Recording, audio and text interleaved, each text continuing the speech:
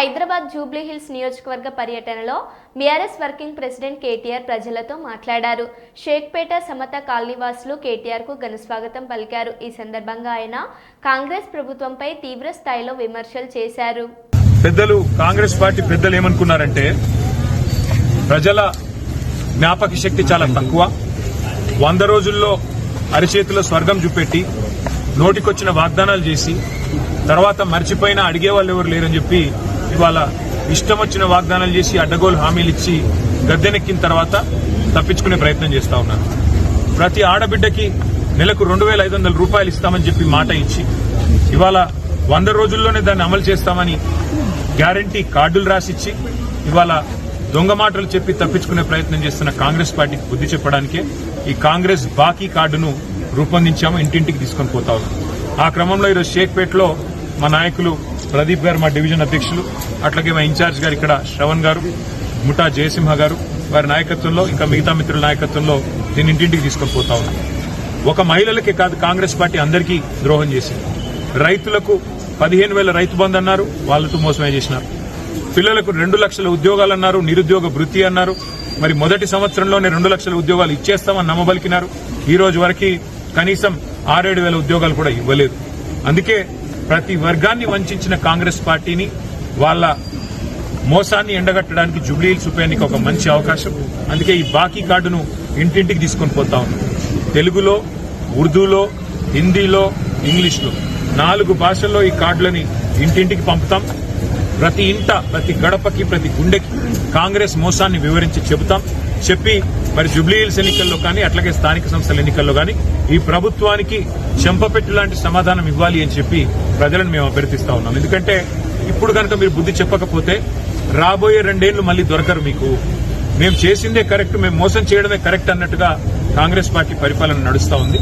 కాబట్టి ఈ కాంగ్రెస్ బాకీ కార్డును వాళ్ళే గ్యారంటీ కార్డులు ఇచ్చైతే గారడీ చేసి ఓట్లు సంపాదించారో, ఏ గ్యారంటీ కార్డుల పేరిట గాంధీలు వచ్చి ఓట్లు కొల్లగొట్టారో, మరి ఆ మోసాన్ని తిరిగి ప్రజలకు పరిచయం చేయడానికి, ఆ మోసాన్ని తిరిగి ప్రజలకు గుర్తు చేయడానికే ఈ ఉద్యమాన్ని తీసుకున్నాం.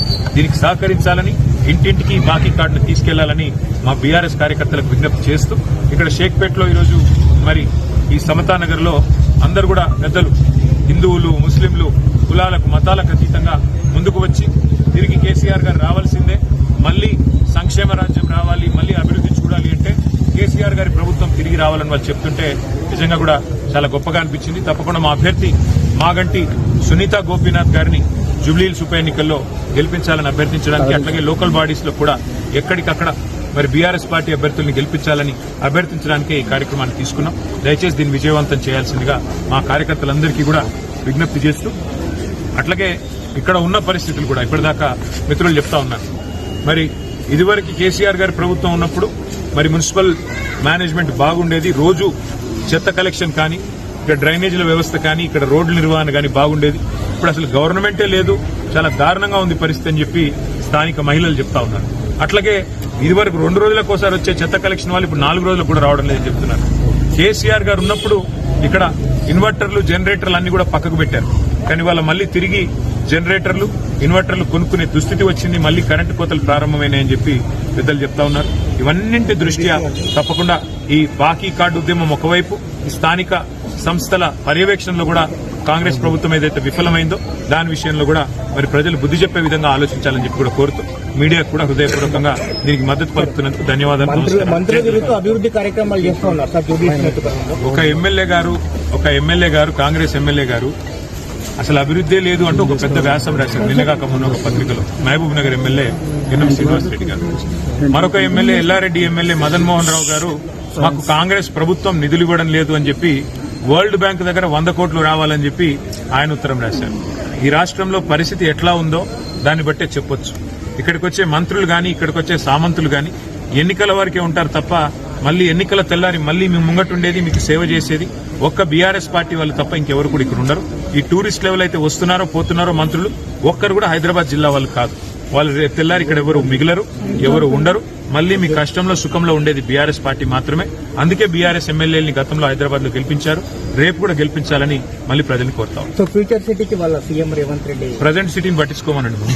ప్రజెంట్ సిటీ ఇవాళ మొత్తం వరదల్లో కొట్టుకొని పోయే పరిస్థితి ఉంటే ప్రజెంట్ సిటీని వరదల్లో ముంచేసి ప్రజెంట్ సిటీలో మోరీలు సాఫ్ చేసేటోడు లేడు.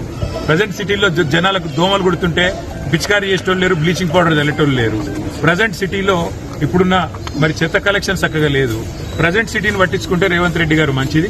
ఫ్యూచర్ సిటీని ప్రజలు కట్టుకుంటారు, ఫ్యూచర్ సిటీని తెలంగాణ భవిష్యత్ నిర్మాతలైన మా పిల్లలు నిర్మించుకుంటారు తప్ప ఎవరో ఒక రాజకీయ నాయకుడు రియల్ ఎస్టేట్ కోసం 4th సిటీ 5th సిటీ అని అన్నంత మాత్రాన అదేది అయ్యేది కాదు, పోయేది కాదు.